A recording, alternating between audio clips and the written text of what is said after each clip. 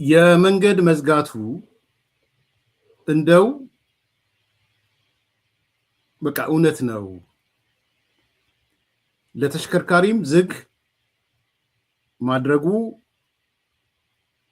ትክክል ነው ማለት ተዘጋም ብለን አስዩም እናርግ ማለት አሁን ዛሬ ላይ ቆመን በምርጫው ላይ የሚያመጣው ለውጥ አለው ለሲሱን ትንሽ ሐሳብ እንስጥበት ከምርጫው ጋር በተያያዘ በዋናነት ከትራንስፖርት ጋር ምንድነው የጎደለው ዛሬ እንግዲህ ሐሙስ ምርጫው የቀረው ስንት ነው 3 ቀን ነው ምናምን የቀረው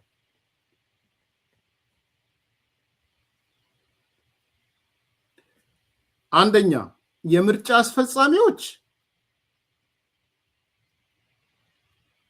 በምርጫ ጣቢያውና በምርጫ ወረዳው ገብተዋል አሁን ቆዩ ከገቡ ምንም በምርጫ አስፈጻሚ ላይ የሚመጣ ለውጥ የለም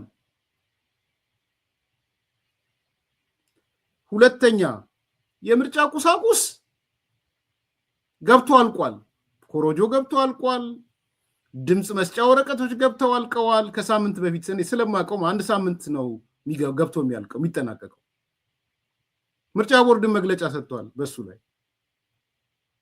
የምርጫ ቁሳቁሶች በምርጫ ወረዳዎች ገብተዋል ከምርጫ ወረዳዎቹም ወደ ምርጫ ጣቢያዎቹ ሄደዋል ኢቭን ከምርጫ ወረዳ ወደ ጣቢያ ለመሄድ ታጅቦ መሄድ የሚችል ነው ቢሆን እንኳን ማለት እንደው ፖለቲካውን እኔ እንትልለው ፈልጌ አይደለም ማለት ምን ያህል ፕራክቲካል ነው የሚለው ራሱ ማለት ነው ሶስተኛ መራጮች ምርጫ የሚያካሂዱት አካባቢያቸው ላይ ሰፈራቸው ላይ ነው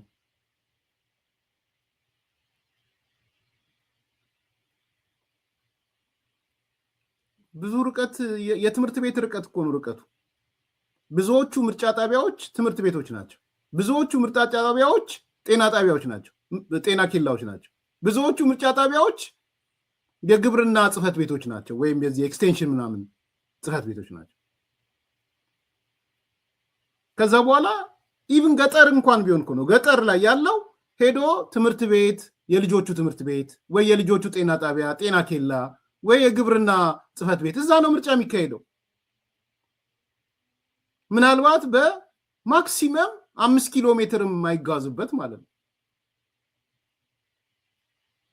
ማክሲመም እድሮች የድር ጣቢያዎች ትከራያቸዋል እድሮችን የግብርና ጽፈት ቤት እነዚህ የህብረት ስራ ማህበራት ጽፈት ቤቶች የቁጠባና ብድር ምናምን ጽፈት ቤቶች እነዛ ማለት ገበሬው ውስጥ ወይም ገጠር ውስጥ በአቅራቢያው ማክሲመም በ5 ኪሎ ሜትር ርቀት ከወንድሙ ጋር ከእህቱ ጋር ከባለቤቱ ጋር ከአብረው ተያይዘው ሄደው መርጠው የሚመጡበት ነው ምንም አይነት የትራንስፖርት እንትን የለው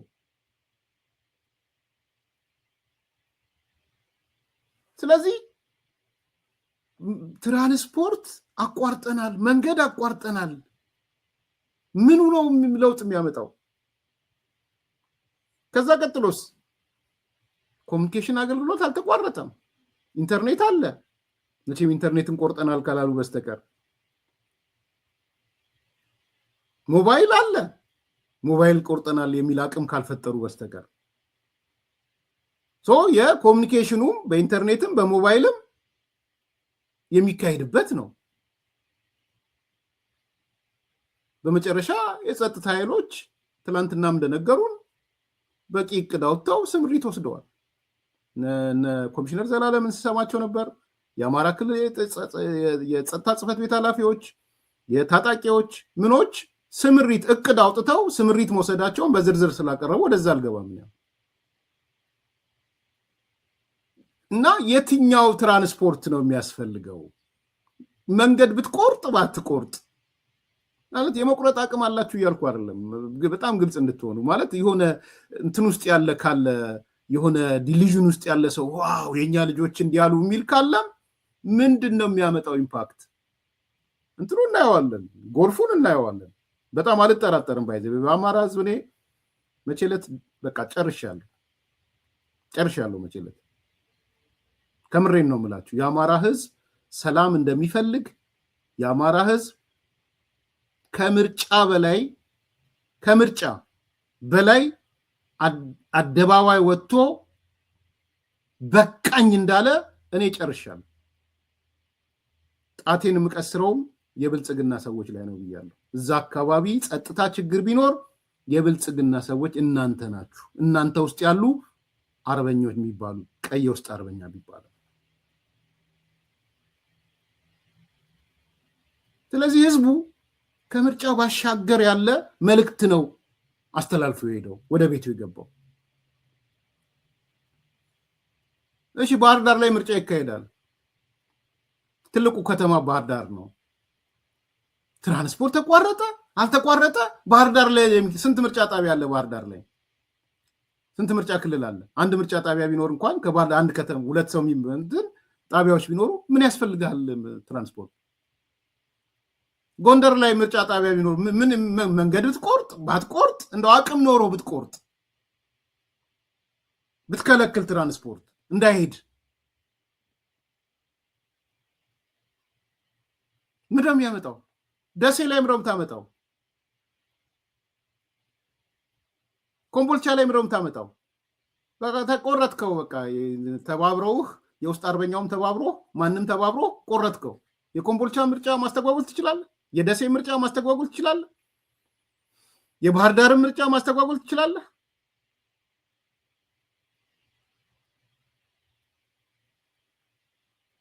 ስለዚህ ኢቭን በተግባርም ሲመነዘር ዝም ብሎ በቃ አላልንም ላለ ማለት የመጣ ነገር ነው እና አለም የማተር ኦፍ 3 days በዚህ 3 ቀን ውስጥ ምንም የሚመጣ ለውጥ አለ ብዬ አላምንም። ይሄ ማለት ግን እንደማጠቃለያ እዛም ችግር አይፈጥሩም ማለት አይደለም። እኔ ሁሌም ለአዲስ ኮምፓሶች የምነግራችሁ አሁንም ከ1500 ሰዎች በላይ ያላችሁ በየቦታው ችግር መፍጠር ይችላሉ። ምንም ገና ነው፣ የጠራ መዋቅር አይደለም። አንዳንዶች ያስደነግጡ ነገሮች አሉ። በመምህርነት ተቀጥሮ ደሞዝ ከሚያገኘው ይልቅ ጠመንጃ ተሸክሞ ሰዎች አግቶ የሚያገኘው አማራ ክልል አደገኛ አመለካከት እየተፈጠረ ነው። እኔ ለአማራ ሊቁ ነው እየነገርኩት ያለሁት። የምሰማቸው ነገሮች ትንሽ ያስደነግጣሉ። ያ ማህበረሰብ እንደ ማህበረሰብ እንዲያስብበት የትግራይ ማህበረሰብ ሊቅ እንደማስጠነቅቀው፣ የኦሮሞ ሊቅ እንደማስጠነቅቀው የአማራ ሊቅንም ማስጠንቀቅ ፈልጋለሁ። እየተፈጠረ ያለ አደገኛ ዝንባሌ አለ። ሐኪም ሆኖ በሙያው ሰርቶ ባገኘው ደሞዝ ከመኖር ይልቅ ጠመንጃ ነካሽ ሆኖ ሰዎች አደራጅቶ ማን ነው ባለ ሀብት ማን የት ሀብት አለ ብሎ ሀብት የሚዘርፍ ሐኪም እየተፈጠረ ነው። በጣም ነው የሚዘገንነኝ ስሰማ። እናገኛቸዋለሁ፣ የወጡትን ልጆች አገኛቸዋለሁ። የሚነግሩኝ ነገር አንዳንዴ ከህሊና በላይ ይሆንብኛል።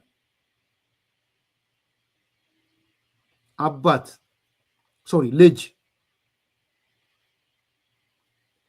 የአባቱን ሀብት አስጠንቶ ስለሚያውቅ ማለት ነው። መቼም በአባትና ልጅ መሃል ቅርብ ነው። የት ገንዘብ እንዳስቀመጠ፣ ምን አካውንት እንዳለው፣ ምን ሀብት እንዳለው ካወቀ በኋላ ጫካ ገብቶ ሰዎች ልኮ አንደኛ በራሱ በልጅ ታግቷል ተብሎ ያን ያደረገው እኮ የራሱ ልጅ እኮ ነው ያን ያደረገው። ሁለተኛ ተጨማሪ ሀብትህን አምጣ ተብሎ የህይወት ምስክር እውነተኛ ምስክር ነው የምነግራችሁ። አማራ ክልል ይሄ እየተደረገ ነው። አባት ልጅ የአባቱን ሀብት እያዘረፈ ነው። እሱ ጫካ ገብቶ ማለት ነው። ታግተሃል ተብሎ ተይዞ ታግተሃል ተብሎ ማለት ነው።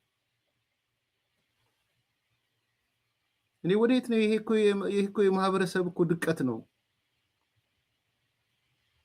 እነዚህ እንደሚነግሯችሁ አይደለም። ይሄ የማህበረሰብ የልሂቅ መላሸቅ ነው፣ ባይዘው ልሽቀት ነው ይሄ።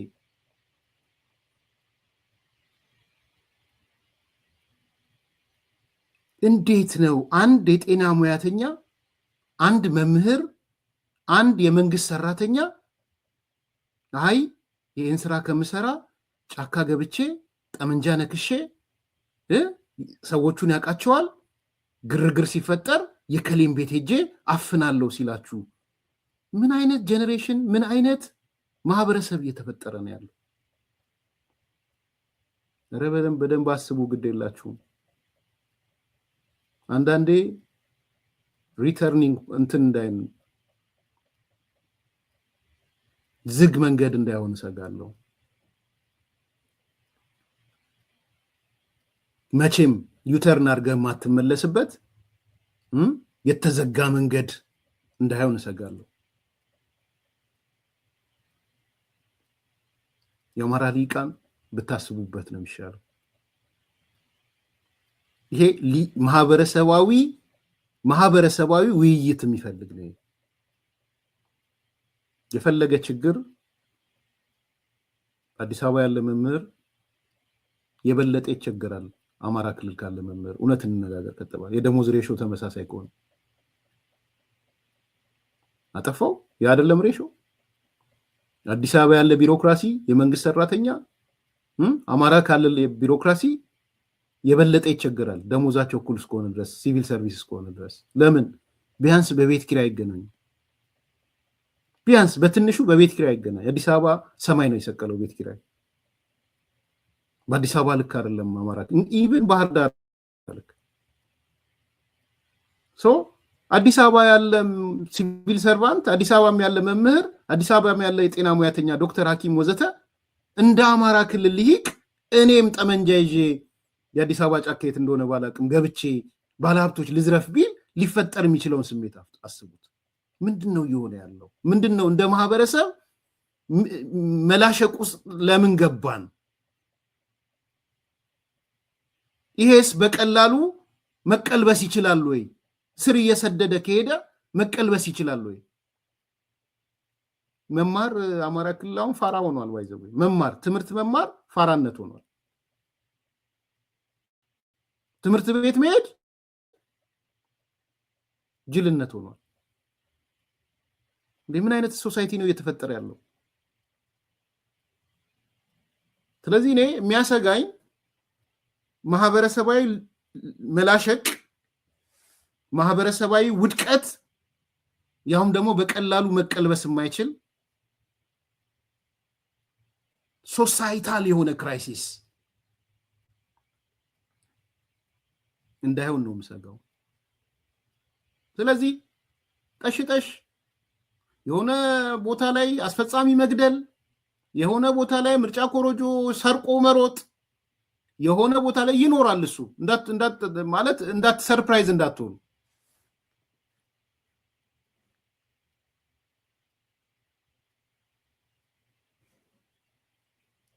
አጠቃላይ ስዕሉን አያጠፋውም። እሱ የሚለጥፉት እናያቸዋለን። እንዲሆነ ኮሮጆ እንዲሆነ እንዲቦታ የሚሉ ይኖራል። እሱ መቼም ይኖራል። እሱ ገና የጠራ ነገር በሌለበት እዚህም እዛም ጠሽጠሽ ይኖራል። እዚህም እዛም ግድያ ይኖራል። እዚህም እዛም ህይወት ማጥፋት ይኖራል።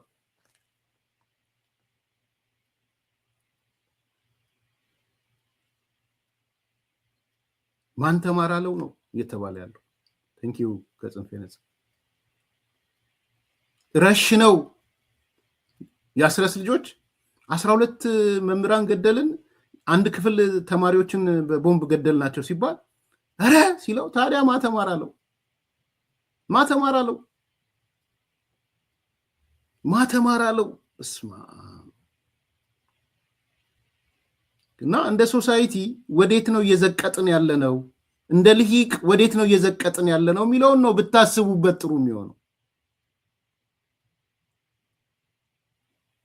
ሃይማኖታዊ ልዩነት የሚከበርበት ቦታ አሁን ምን እየሆነ ነው ያለው? ምን እየሆነ ነው? ሃይማኖትን እንደ ዋና የጦርነት መንስኤ እየሆነ ነው። ለምን? ጠይቁ ራሳችሁን። ይሄ ህዝብ በቃኝ ያለው ይሄንን ነው። በነገራችን ላይ ከትላንት ወዲያ የአማራ ህዝብ የነገራችሁ ታከተኝ፣ በቃኝ፣ እኔ ለብልጽግና ብቻ ወጣ ብዬ አላምንም ብዬ ደጋግም የነገርኳችሁ እሱ ህዝቡ ብልጽግና ብሎ ወጣ ብዬ አላምንም። በአብዛኛው ምናልባት ነገ ከነገ ወዲያ ብልጽግና ሊቀጣው ይችላል ብዬ ነው ማለት። አንዳንድ ቦታዎች ይቀጣዋል ብዬ ቅጣው ነው የምለው። እንደው ቅጡት ብልጽግና አማራ ክልል በተለይ የምትጠረጥሩት ህዝብ እንደ ህዝብ የምትጠረጥሩት ስግብግብ፣ ሆዳም፣ ገንዘብ የሰበሰበ መልካም አስተዳደር የማይሰጥ ጸረ ዴሞክራቲክ ከዚህ የውስጥ አርበኛው ነው የሚያገለግል ብላችሁ የምታስቡት ካለ ብልጽግና እንዲቀጣ ቅጡት። አማራ ክልል በደንብ አድርጋችሁ ቅጡት። የዛሬ መልእክቴ እንደው እሱ ነው። ቅጡት። ያልተቀጣ አይማርም። ፕሮቴስቲንግ ቮት ይቻላል። ፕሮቴስት ቮት አድርጉ። የተቃውሞ ድምጽ ይባላል። የተቃውሞ ድምጽ አሰሙ። በስነ ስርዓት ለክልላችሁ ሰላም፣ ለክልላችሁ ልማት፣ ለወረዳችሁ ልማት፣ ለወረዳችሁ ሰላም የሚጨነቅ ደግሞ ወገባችሁን አስራችሁ አስመርጡት። ብልጽግና የሆነ ወገባችሁን አስራችሁ ከህዝብ ጋር የሚኖር ከህዝብ ጋር የሚቆረቆር የእናንተን ህመም አብሮ የሚታመም ለመፍትሄ አብሮ የሚሮጥ ካለ ደግሞ ወገባችሁን አስራችሁ አስመርጡት፣ ምረጡት።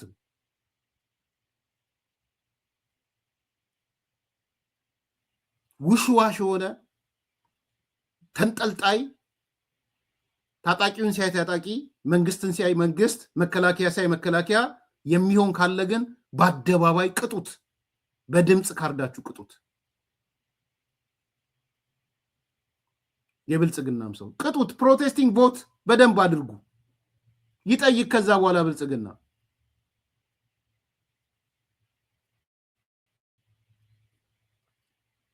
ስለዚህ የናስረስ የነማምን ሰው ኢስ ቢዮንድ ሄዷል። አሁን ከምርጫ ባሻገር ተሻግሮ ነው መልእክቱን ያስተላለፈው።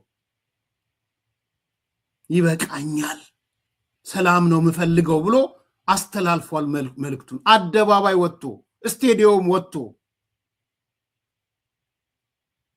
ደጋግሜ ነው የምናገረው። ይሄን ደስም ስላለኝ ከአንደበቴ እንዲወጣም አልፈልግም። ይሄ የአማራ ህዝብ አደባባይ ወጥቶ ያደረገው ነገር መቼም የሚረሳ አይደለም። ስለዚህ በሁለት ቢላ የሚበላ ካገኛችሁ ቅጡት። ከዚህ በኋላ ተጠያቂው አንተ ነህ በሉት። ይሄ ነው ያለው እንጂ የመንገድ መዝጋት የምናምን ታስ ኢሹ አይደለም። እሱ ከልብ ኢሹ አይደለም። እኔ ፍራቻ ነበረኝ መጀመሪያ አካባቢ ከማየው የፕሮፓጋንዳው የምናምኑ የህዝቡ ሪዘንትመንት፣ ይሄ ወልቃይት ኬዝ፣ የራያ ኬዝ፣ የምናምን ማለት ትንሽ ጥርጣሬዎች ነበሩ። እንደው ማህበረሰባዊ ይሆን ይሄ ነገር? ማህበረሰቡ ሰርዶ የገባ ነገር ይኖር ይሆን? በዛ ላይ ደግሞ ልጆቹ ናቸው ጫካም የገቡት ምንም ያሉት ልጆቹ ናቸው። የስጋ ልጆቹ ናቸው። አንዳንዴ ከራሴ ጋር የምሟገትበት ሰዓት ነበረ።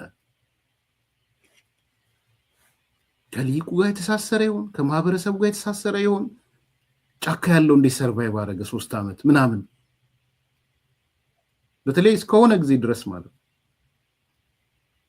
በኋላ ላይ ግን ከሆነ ወራት በኋላ በተለይ ጽምዶ ምናምን ብለው ሲመጡ ሳያቸው ከህወሓት ጋር ሲተቃቀፉ ሳያቸው ሻቢያ ጋር ኢሳያስ ጋር ሲሯሯጡ ሳያቸው ኬዝ ክሎዝድ ነው ያልኩት። ያን ደግሞ በአደባባይ መጥቼም ተናግሬያለሁ። አንድ ሰው ሻቢያ ጋር ከሄደ ቲፒኤልኤፍ ጋር ከሄደ አለቀ። የትም አይነት የአማራን ኮዝ ይዞ ቲፒኤልኤፍ ጋር መሄድ አይችልም። እስቲ ንገሩኝ፣ ከምሬ ነው፣ ለአማራ ሊቃን ነው የጥያቄ። የአማራን ጉዳይ ይዛችሁ ደብረጽዮን ጋር መሄድ ትችላላችሁ? ዶክተር አብይ ጋር መሄድ ይቻላል ብዬ አምናለሁ በደንብ ሰጥቶ መቀበል ውስጥ መግባት ስለሚችል ፌዴራል መንግስት እያልኩ ነው ያለሁት። ባይዘው ግን በግልጽ እስቲ እንነጋገር። ለአማራ ሊቃን የቀረበ ጥያቄ ነው ይሄ። ቆርጣችሁ አውጡት ከፈለጋችሁ።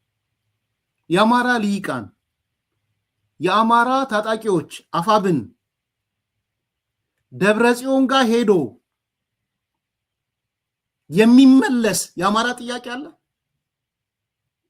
እስቲ ንገሩኝ። 1 2 3 4 ብላችሁ ንገሩኝ። ይሄ ይመለሳል፣ ይሄ ይመለሳል፣ ይሄ ይመለሳል ብላችሁ።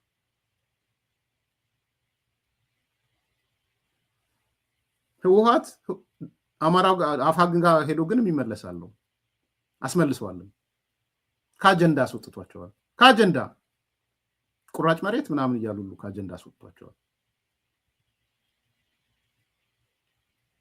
ጥይት ምናምን እየሰጠ አማራ ክልል እድሜ ልኩን የብጥብጥና የሁከት ማዕከል እንዲሆን አድርጓል ህወሓት።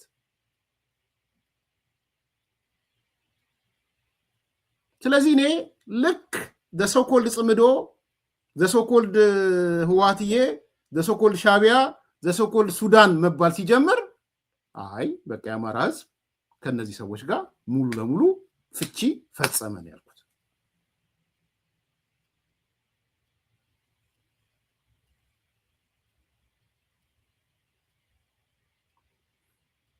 ኤርሚያስ ከመንገድ አትወጣ ምን አገባህና ነው ከመንገድ አትወጣ ምትለኝ? አንተ ነው መንገድ የምታሳየኝ? የአዲስ ኮምፓስ ቤተሰብ ልትሆን ትችላለህ። እንደዚህ አይነት አስተያየት አትስጥ። ሁለተኛ እንዳሰጥ መንገዴ ላይ ነው ያለሁት። የምትቀጡት ብልጽግና ካለ አማራ ክልል ቅጡት። ልድገምልህ ከተማ እኔ እንደውም ስትቀጡት ማየት ነው ፈልገው። ፕሮቴስቲንግ ቮት የሚባል አለ ብያችኋለሁ። ፕሮቴስቲንግ ቮት ቅጡት። በተለይ በግላጭ ውሽዋሽ የሆነ አንዴ ቅድም በግልጽ እኮ አስቀምጫለሁ። ታጣቂውን ሲያይ ታጣቂ፣ መከላከያን ሲያይ መከላከያ የሚል ካለ ቅጡት። እሱ ካልቀጣችሁትማ ሌላ እንዴት ይማራል? ገንዘብ ሲሰበስብ ካያችሁ ቅጡት። ሀብት የበለጸገ ሌላውን እያደህየ ካለ ቅጡት። ምን ስለሆነ ነው? ካድሬ ስለሆነ ነው? ባለስልጣን ስለሆነ ነው ሀብታም የሚሆነው? ቤተሰቦቹን ትስስር አድርጎ የሚጠቅም ካለ ቅጡት፣ አባሩት። እደግመዋለሁ። ቢያንስ ብልጽግና የምትደግፍ ከሆነ የአንተ ፓርቲ የሌቦች ስብስብ፣ የዳተኞች ስብስብ፣ የጸረ ዲሞክራቶች ስብስብ እንዳይሆን አንተም ከኔ ጋር ተሰለፍ፣ ቅጡ እያልክ ተናገር። እኔ ማንንም ምርጫ ላይ ላነግስ አይደለም እዚህ የመጣሁት።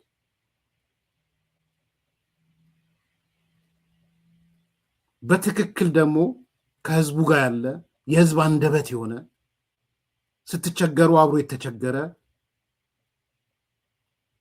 መፍትሄ ለመስጠት የሚሯሯጥ እሱም ካለ ደግሞ ወገባችሁን ቋጥራችሁ ምረጡት።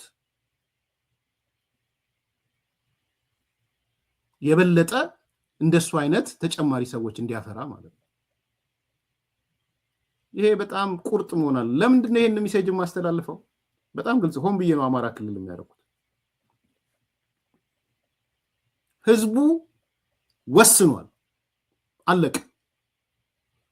የአማራ ክልል ህዝብ የወሰነ ህዝብ ነው። የሚፈልገው አሁን ሊደርሺፕ እና ሊደርሺፕ ብቻ ነው።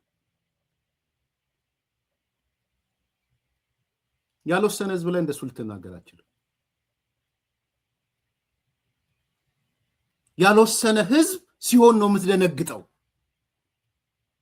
ይህ ህዝብ ግን አደባባይ ወጥቶ በቃኝ ሰላም ነው የምፈልገው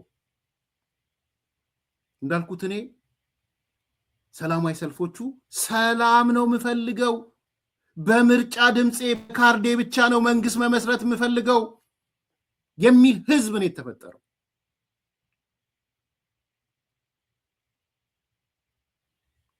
ሰላሙን ውስጥ እንቅፋት የሚሆን ደንቃራ የሚሆን ጋሬጣ የሚሆን የብልጽግና አመራር ካለ አባሩት ነው እያልኩ ያለሁት። ይሄ ነው ስራው መሆን ያለበት። ስለዚህ ፕሮቴስት ቮት የተቃውሞ ድምጽ የምታሰሙበት በግለሰብ ደረጃ ጋር ፕሮቴስት አድርጉት። ቀን ቀን እንደ መንግስት እያደረ ማታ ማታ ከታጣቂው ጋር የሚያድር አለ። ቀን ቀን ከዚህ እያደረ ማታ ማታ ከሻቢያ ከህዋት ጋር የሚያድር አለ። ማይታወቅ አይደለም። የህዝቡ ግልጽ ሜሴጅን ነው ያስተላለፍኩት እኔ፣ ሌላ አይደለም። ኮርቻለሁ በአማራ ህዝብ ውሳኔ። ያ የኮራ ህዝብ በአደባባይ ወጥቶ ምን ታመጣላችሁ ያላቸው ህዝብ ሊደርሺፕ ግን ይፈልጋል። በደንብ ሊደርሺፕ ይፈልጋል። ሊደርሺፕ ደግሞ መሪ ነው። መሪ ደግሞ በምርጫ ካርድ የሚመጣ መሪ ነው የሚፈልገው። በዛ ደረጃ እንድታዩት እፈልጋለሁ። እና አንደኛው ይሄ ነው እንጂ እነዚህ ሰዎች መንገድ ይዘጋ፣ ምናምን ይዘጋ፣ ትራንስፖርት ይቅር ምናምን በሚሉት ምንም የሚመጣ ነገር የለም። ምንም። ይህን ደግሞ እርግጠኛ ሆኜ ነው የምናገር። አት ዘ ሴም ታይም ግን ልድገመው፣ መድገምም ስላለብኝ አንድ አልፎ አልፎ የሆኑ ቦታዎች ላይ ግጭት አይኖርም፣ ግድያ አይኖርም፣ ሰው ማጥፋት አይኖርም እያልኩ አይደለም። መዋቅር ውስጥ አሉ፣ በየቦታው አሉ። የጸጥታ ኃይሉ ሊሸፍን የሚችልና ላይሸፍን የሚችልባቸው ቦታዎች አሉ። ስለዚህ የሆነ ቦታዎች ላይ እክል አይኖርም ግን አይደለም፣ እክሎች ይኖራሉ። ያንን ከግምት ውስጥ ክተቱ። እንዳት የሆነ ቦታ እንዲሆነ ቦምብ ፈነዳ ምናምን ብትባሉ፣ ለምሳሌ ነግሬያቸዋለሁ ባለፈው ቴዲ ከስፍራው ዶክመንቱን ሰብስቦ መተ ነግሬያቸው፣ ህዝቡ እየወጣ ሃይስኩል ላይ ሞርታር ተኮሱ። ሃይስኩል ላይ ትምህርት ቤት ላይ ሰው የንዴታቸው መጠን የተገነባ ትምህርት ቤት ላይ ሞርታር ተኮሱ። ሰው እኮ አደባባይ እኮ ነው ያለው። ነገ ከነገ ወዲያም ትምህርት ቤት ላይ ሞርታር ይተኩሳሉ፣ ጣቢያ ላይ ሞርታር ይተኩሳሉ፣ ጤና ኬላ ላይ ይተኩሳሉ፣ ሆስፒታል ላይ ይተኩሳሉ። እሱ ግን የሚያመጣው ለውጥ የሚለውጠው መንግስት የለም ነው እያልኳቸው ያለው። መሰረታዊውን ትልቁን እቅድ ምርጫ የሚባለውን እቅድ አያስተጓጉልም ነው እያልኳቸው ያለው።